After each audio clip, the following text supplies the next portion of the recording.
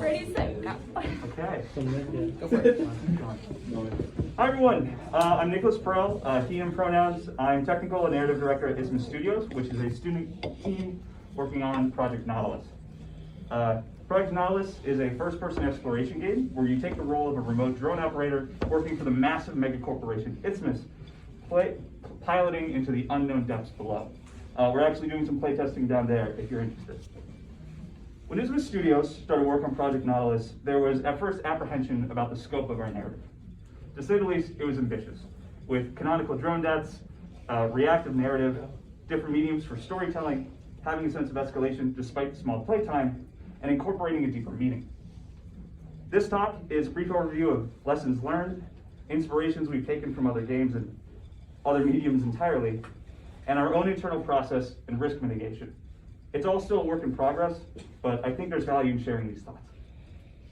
Our first lesson was last fall when we initially had just a team of 7. We realized that we had to break out of our 4 discipline based on the majors at our college, because sure, myself and our environment artist Conrad had experience with creative writing and narrative design. We were already one half of our respective disciplines. We couldn't afford to burn anyone's candle at both ends. So we decided to compromise on things. We wanted to consider sound and narrative to be their own equally important disciplines. We became a 6-discipline team, and we onboarded a sound designer and narrative writer to reflect that. When we first made it into the spring, along with the growth in number for our original 4 disciplines that Champlain does, we also got a second sound designer, and the writing team grew to a size of 3. In total, Isthmus is currently a 21-strong team. Wow. Bigger than all of us. Yeah.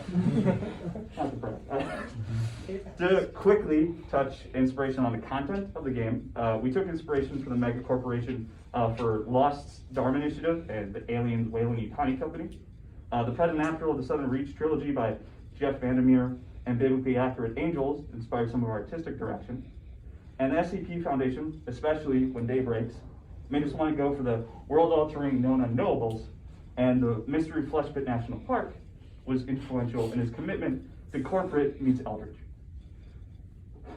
At the end of the fall, Eric Harvey had recommended we consider planning our story out like a 3-act structure from Hollywood.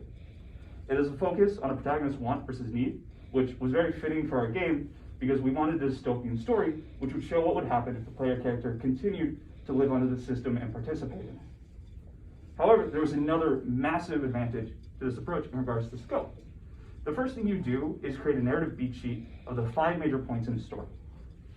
The door opening in Act 1 for the protagonists to pursue their want, the end of Act 1 where they go through the door, the midpoint which reflects the tone of the ending, the end of Act 2 where the protagonist makes the wrong decision between their want and need, and the resolution.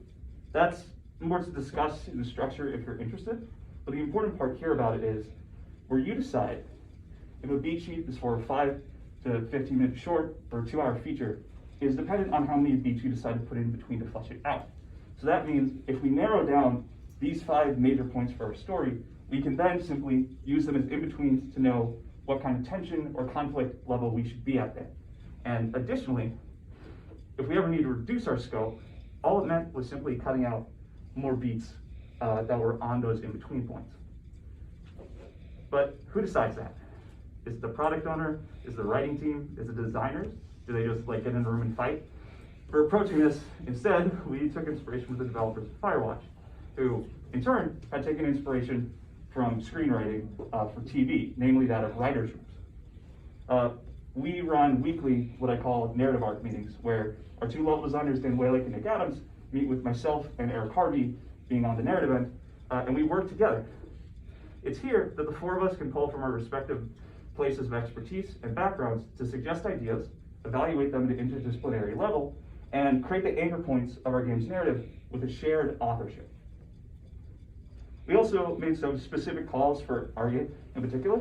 For example, since we had 4 layers to it, the ocean floor, the cave systems, the underwater city, and the entity that is below the city, we made those 5 major points either the bookends of the story or the transition points between them. Since our writing team was asynchronous with the class, we wanted to make sure that the designers had a whole bunch of areas to just flesh out and do stuff on their own, and they were already with us from the beginning from those writing rooms, so we weren't really worried that something would get out of hand. For a narrative system, the inspiration source with the most impact on Project Nautilus is Hades. Supergiant Games' Hades is a roguelike where deaths are canonical, and it tries to tell a cohesive story regardless of how many times it takes you to try and get to the end of the game. It's also known for having very cool moments where the game is clearly paying attention to the little things that the player is doing throughout. And as I mentioned earlier, we wanted canonical and drone deaths in a reactive narrative, so it was a very easy call to take as much guidance and inspiration from that game as possible. So we created Passion, which is a managerial AI that teaches you things, also though gives you the orders when you're in the correct areas and comments on the things that you're doing. If you're staring at an old drone that got destroyed previously, they'll comment on the fact that, yeah, you cost us a lot of money from that. There's also the emails in the in-world environment. In-world operating system, which is the player's chance to get a sense of the game's world outside of the depths below. Both use the same system, which was inspired by Hades. So this is a bit technical, but in Project Nautilus, a narrative collection will have two structures to store narrative items in, all of which have a priority value sign. If it has a value of 0 and it doesn't matter what order it's in, it's just put into a randomized pool. But if it has something higher than that, it's put in a priority stack.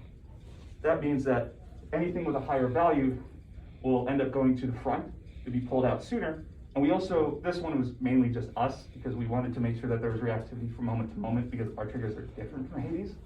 To have recency bias, which meant that if A and B are done by the player before the next narrative trigger happens, it makes more sense to talk about B from Passion because it was the most recent and it makes the game feel more reactive. We also, because the tone can change depending on midpoint or what beats you've already gone through, made sure that we had a flag repository of true-false statements to make sure nothing that was no longer appropriate but still in the queue was skipped over. That specific aspect was inspired by Firewatch with their Delilah brain repository. Aside of the narrative system, Hades also inspired our game. When a player dies in Hades, they end up in the House of Hades, would have thought, and you end up actually having a chance to talk to multiple characters that you usually only occasionally see on runs, but can regularly expect to find if you die and lose, and still get a chance to go through the narrative. Similarly, we made it so that when you die, while the drone is being sent down to autopilot to the last cleared area, you get to spend some time just waiting around in the OS where you can look at emails. Yes, there is some wait time in both games when you lose, but now you have a chance to have losing be a little bit more fun because you get to explore more of the narrative world, and exploration was one of our main features for what we wanted our audience to believe in. So the last thing I want to touch on is buy-in. Although the 4 people in the narrative arc meetings have a very good understanding of the game's story and underlying message, it wasn't true for a while for the other 17 developers, and that needed fixing. Our solution to this was a campfire doc. And yes, this is actually the image at the front of it. It's a 4-pager that I wrote that boils down to the essential information to everyone on the team. It had everything they needed, including those 5 points, and how to make use of it going forward.